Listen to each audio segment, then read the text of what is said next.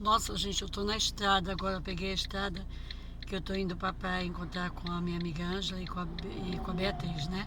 Então aqui eu parei rapidinho aqui porque eu me lembrei uma coisa de que eu queria consertar, o que eu falei, que o Lúcio Ferrara fez a turnê comigo na Itália, junto com o Giba. Então a minha turnê na Itália foi feita com o Giba, o Lúcio Ferrara, o Paulinho Paraná e Marcos Zanotti. E na França foi, como eu tinha falado, foi o Luca, o Marcos Zanotti, o Andrea Taravelli e o Paulinho Paraná. Né? Eu queria consertar isso, senão depois eu me esqueço e a gente vai para frente com a história e eu não consigo contar tudo. E aí outra coisa, quando nós voltamos da França, que eu falei, né, que a gente fez sexo com esse hotel maravilhoso, não sei o quê. Quando nós voltamos da França para a Itália, que aí a gente foi fazer a turnê no sul da Itália, geral sul da Itália, com o Danilo Preti. O Danilo, ele trabalha com a íris, né? Ele tem, é uma técnica, eu não sei dizer agora o nome, não me lembro. Ele vê no olho todas as doenças. E aí, menina, ele viu no meu olho, falou assim, olha, você está com alguma coisa no útero. Quando você chegar no Brasil, vai no ginecólogo, porque tem alguma coisa aí no seu útero. Eu não sei o que é, mas vai verificar o que é. Tá. Aí falou pro Marcos Zanotti que o Marco tinha um problema no rins, e realmente depois o Marco teve um problema seríssimo, inclusive lá em São Paulo, com a gente, na minha casa.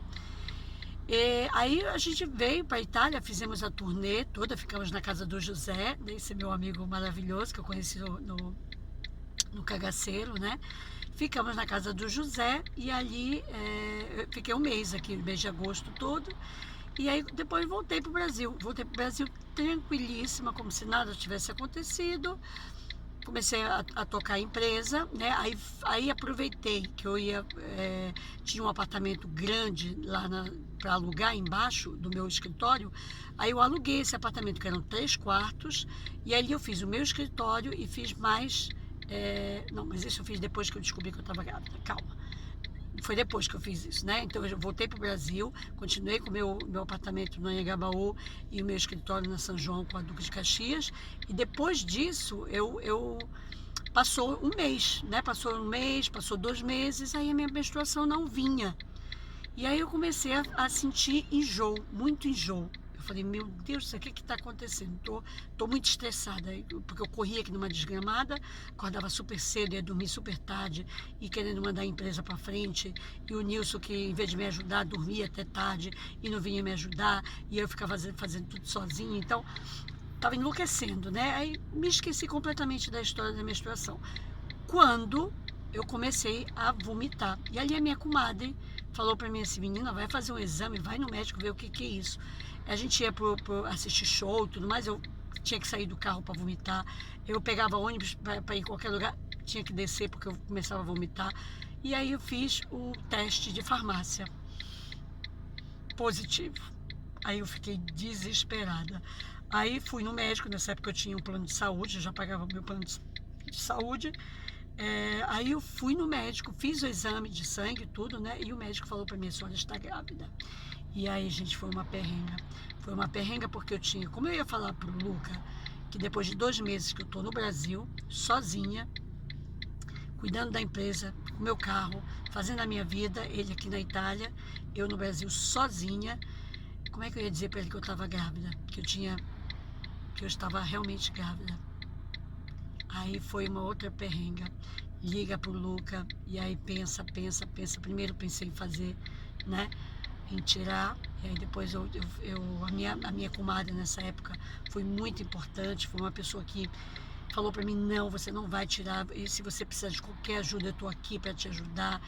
Não se preocupa. O Renato, meu compadre, também é a mesma coisa. Não, a gente está aqui nessa época, eles dois eram coladíssimos. Aí falaram para mim, não, você vai ter e a gente vai te ajudar, você não vai ficar sozinha, porque eu não queria pedir nada pro Luca, eu queria ter minha filha sozinha, cuidar da minha filha e não queria nem que ele soubesse que eu tinha tido uma filha, porque eu não sabia como dizer para ele que eu estava grávida. Eu sabia que era dele, porque eu só tinha transado com ele, eu tinha voltado pro Brasil, não tinha transado com ninguém, não tinha como ser de outra pessoa. Mas como ele sabia também que eu me cuidava, que eu tomava remédio, que eu não queria ter filho, não sei o quê, como é que eu ia contar tudo isso pro Luca? Bom, liguei, tive que ligar. E quando ele me ligou, né? Aí eu falei pra ele, olha, Luca, tem uma notícia pra te dar, tô grávida. Demanda básica, tem certeza que a filha é minha? Tem certeza que o filho é meu? Normal, né? Porque, como eu expliquei, 2 meses em São Paulo, ele aqui sozinho, eu lá sozinha, linda, bonitona. Aí falei pra ele, é seu, e eu tô pensando em tirar.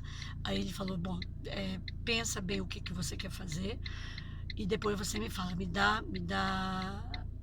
fala o que você decidiu e o que você quer fazer da tua vida, né? O que você quer fazer, se você quer tirar, se não quer, eu te ajudo no que você decidir. Mas saiba que eu tô aqui, eu não vou ter como ir pro Brasil, então você faz o que você achar melhor. E aí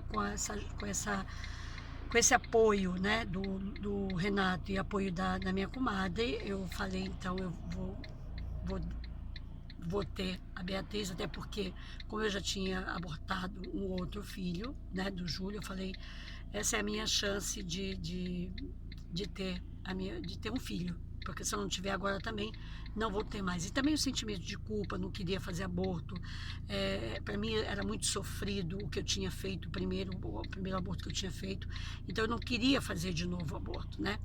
E aí com isso eu decidi que a Bia ia nascer. Eu não sabia ainda que era a Bia. Sabia que eu estava grávida, mas não sabia o que era. E aí me veio na memória aquilo que o Danilo me falou, do problema no útero, que eu tinha que ter procurado o ginecólogo, né? A íris. Ele leu a minha íris e viu que tinha alguma coisa no meu útero, e era a Beatriz. E aí eu contei para o Luca, da Beatriz, ele me apoiou, né?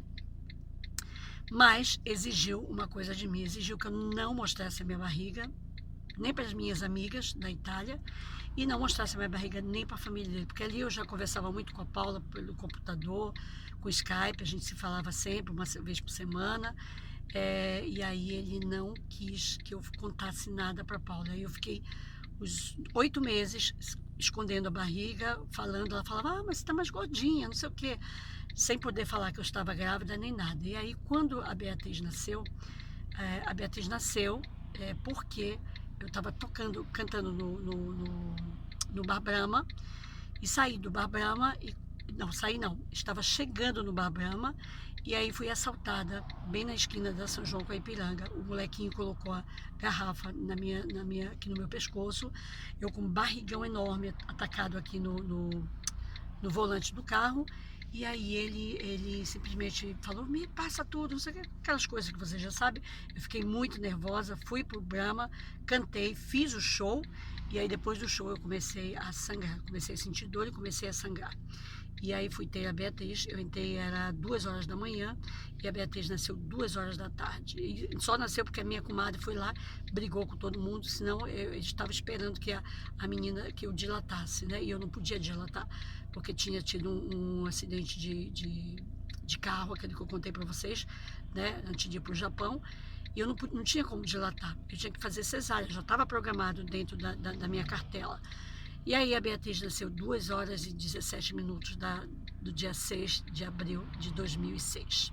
Né? E agora eu vou parar, que eu tenho que continuar a estrada, e aí depois a gente continua esse bate-papo gostoso. Eu espero que vocês estejam gostando. Dá o teu clique aí, divide com as pessoas, né? Com os amigos, com as amigas, para ver se as pessoas podem ouvir a minha história, tá bom? Então é isso, gente. Esse vídeo vai ser um pouquinho mais pequenininho, porque eu tô na estrada. Eu vou mostrar para vocês aqui, ó. Já tá escurecendo já. Então é isso, né? Eu queria fechar esse ciclo dessa história, contando essa história de como é que a Beatriz foi concebida. E aí depois eu comecei a amar. Comecei a amar a Beatriz sem saber que era a Beatriz. Eu comecei a amar, eu ouvia música, eu fazia carinho nela, eu passava a mão. No começo eu fiquei com medo, né? Mas aí depois eu comecei próprio a amá-la como se fosse a coisa mais importante da minha vida. Até hoje eu amo a Beatriz, como ela é a coisa mais importante da minha vida. E por ela eu vim embora para cá, para a Itália, para viver na Itália com o pai, para dar uma família para ela, para dar uma vida melhor para ela, porque eu sabia que no Brasil ia ser difícil sozinha criar uma filha, ainda sendo cantora, né? conseguiria, porque a gente consegue, quando a gente é mãe e ama a prole, a gente consegue. Mas eu fiz essa opção, né, de vir para cá cuidar da minha filha. Tá bom? Deixa eu dar uma paradinha e a gente continua esse papo depois.